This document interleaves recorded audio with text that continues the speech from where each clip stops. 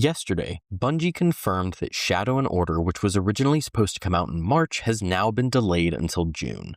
I don't think anyone was surprised by the delay, we all saw it coming, but pushing it out until June is farther than a lot of people expected. What does that mean for Destiny, for Bungie, and for this channel? Well, my name's Doc, and before I get back to my usual support-oriented content, I wanted to post a quick video talking about all this.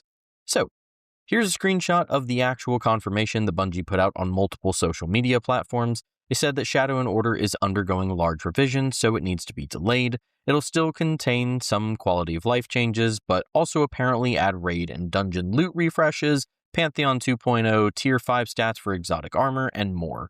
Events and things like that will still happen pretty much on schedule, but Bungie will have more information on several things as we get closer to launch day.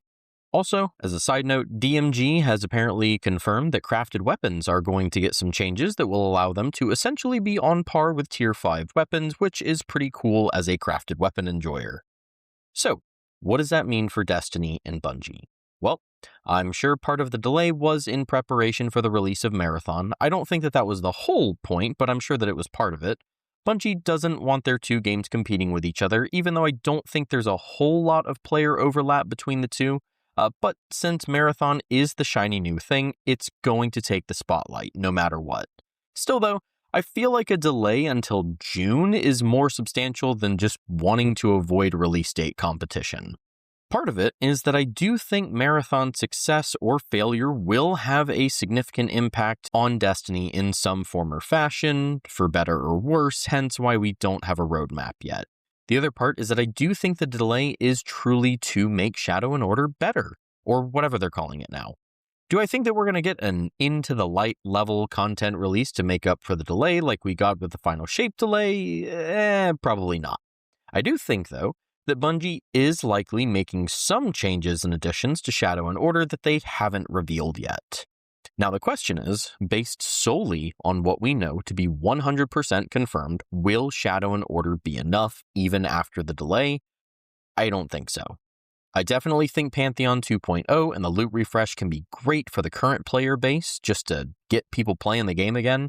Pantheon was a lot of fun the first time around, so I'm certainly looking forward to seeing it make a return, and a loot refresh will certainly help breathe some life into old content.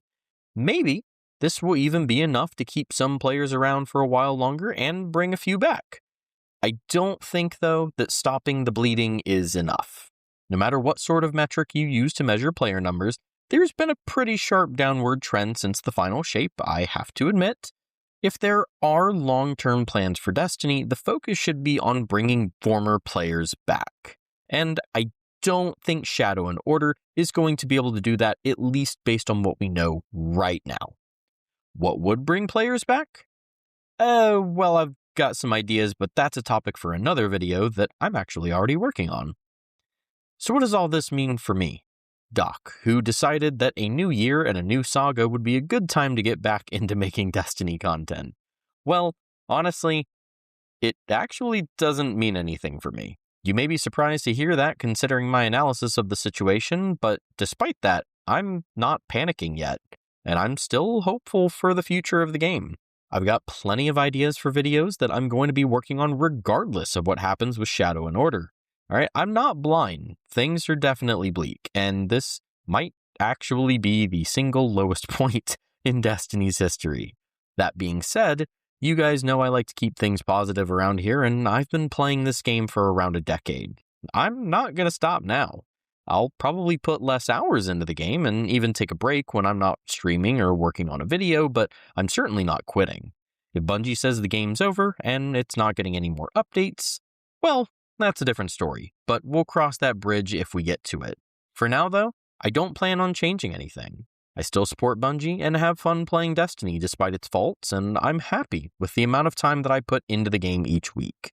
This was all meant to be more of an analytical, giving you my honest takes kind of video, not doom posting, so I hope that it didn't come across as that. But I think that was everything that I wanted to talk about today. I know that this was a shorter video, but I just wanted to get this out there real quick, lickety-split. As always, though, I hope you enjoyed the video. Like I said, I'll get back to my usual support and healing stuff after this video goes live, so feel free to subscribe if you'd like to see videos like that. Also, don't forget to check out the link in the description to follow me on stuff and join my Discord server. I think all I've got left to say is that I've been Doc. Take care of yourselves, be good to others, don't panic, and I will catch y'all in the next one.